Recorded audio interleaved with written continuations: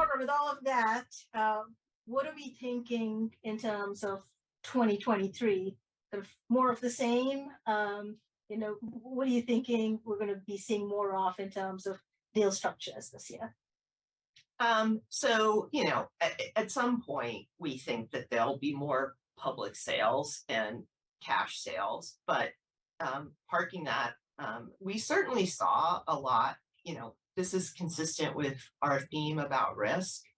In 2022, we continued to see a lot of option deals, and certainly our brethren that do life science collaborations and partnering deals also saw a lot of those. And those are kind of continuations of trying to manage risk. So parties are interested in particular assets, and they're trying to de-risk them before they actually have to make purchase decisions. So, option deals are the most complicated, because if you're really trying to lock them down, you fully negotiate the acquisition at the time you're getting the option. And you're also concurrently doing a collaboration agreement, and you're figuring out where the asset needs to advance before the option would expire. So there's a deliverable that gets tied into when the option would expire.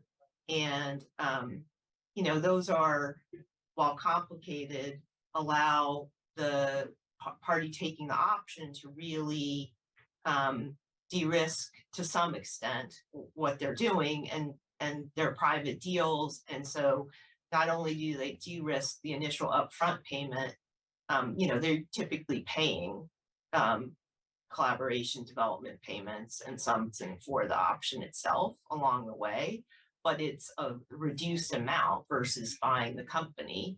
And then they advance it to a point where they can make a decision to buy it up front. And these deals still typically have earnout features with them as well. So they are the ultimate in structure and trying to manage what you pay relative to what's achieved from a milestone perspective.